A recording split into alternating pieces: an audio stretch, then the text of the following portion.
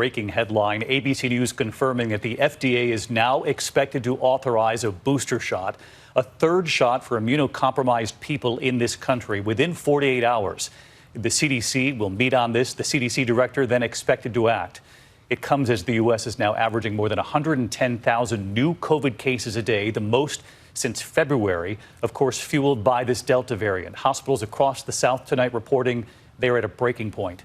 More than 75,000 COVID patients hospitalized nationwide, roughly 9,300 new hospitalizations a day. Tonight, a major hospital in Houston putting up these outdoor tents to treat an overflow of patients.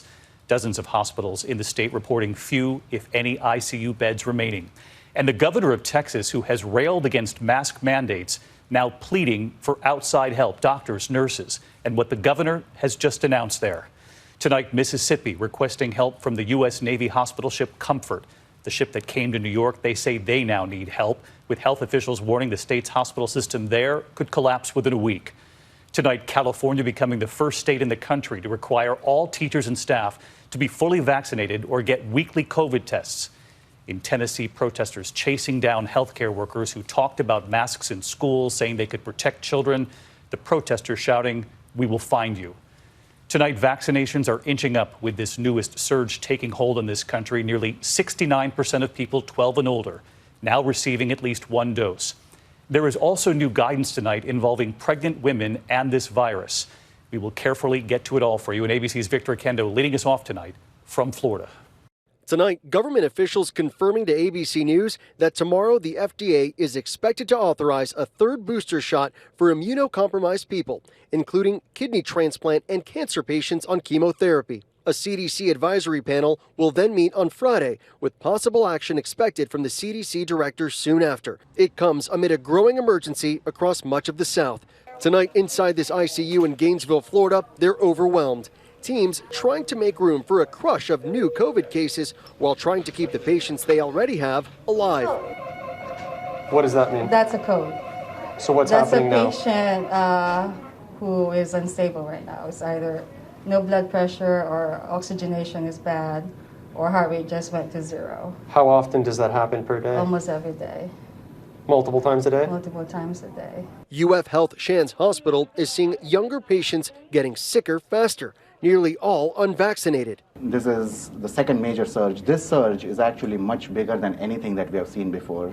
38-year-old Ian Woods has been in the hospital with COVID for more than a week and says he was waiting to get vaccinated. Any message you might have to people who, like you, were on the fence about getting the vaccine? I would say don't be afraid to get it. Just go ahead and get it. It's worth it. I mean, I wish I had gotten it. Otherwise, I probably wouldn't have wound up in the hospital like this. In Louisiana, critical care nurse, now COVID patient Mary Lebrano is having trouble breathing. You don't want to end up this way. This is the scariest I've ever been in my whole life. You take breathing for granted. She was planning to get vaccinated, but delayed it until she recovered from surgery and radiation for breast cancer. Everyone needs to be vaccinated. We will never beat this any other way. Across the South, medical teams are facing a flood of COVID patients.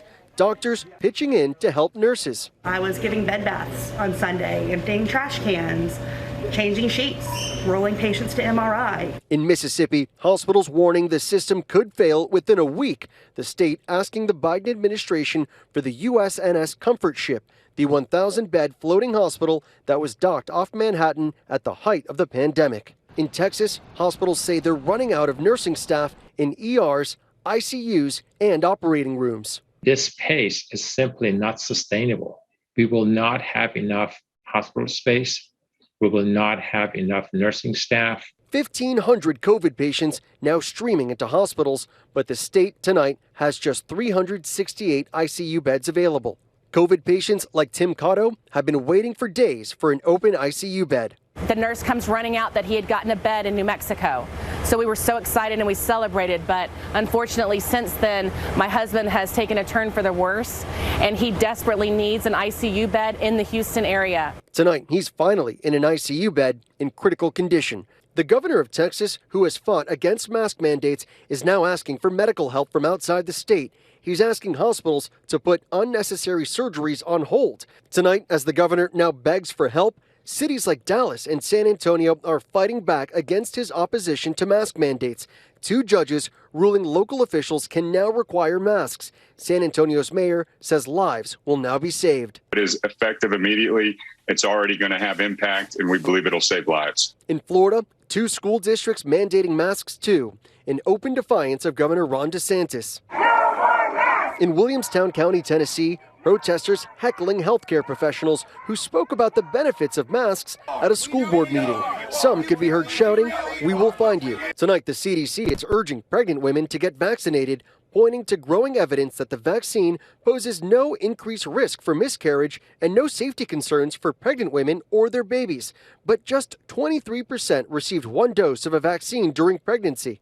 In Utah, Grayson Bakes was pregnant but didn't get the vaccine. She got infected with the Delta variant and is now fighting for her life on a ventilator after her baby was safely delivered by an emergency C-section. Her baby shower was actually scheduled for Saturday, but instead of having a baby shower, she got a ventilator.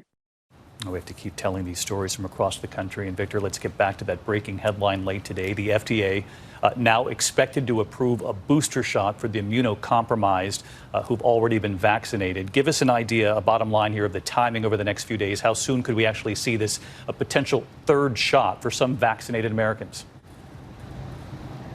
David, first, we expect the FDA to give the green light tomorrow. And then on Friday, a panel of government advisors is set to meet to discuss the benefits of a booster shot for the immunocompromised. If that panel signs off, we would expect the director of the CDC to recommend that 3rd shot, and shots would go into arms right away. Also tonight, Dr. Anthony Fauci telling ABC News he believes that eventually boosters will be recommended for everyone. David? All right, a lot of moving parts tonight. Victor, thank you. Hi, everyone. George Stephanopoulos here. Thanks for checking out the ABC News YouTube channel. If you'd like to get more videos, show highlights, and watch live event coverage, click on the right over here to subscribe to our channel. And don't forget to download the ABC News app for breaking news alerts. Thanks for watching.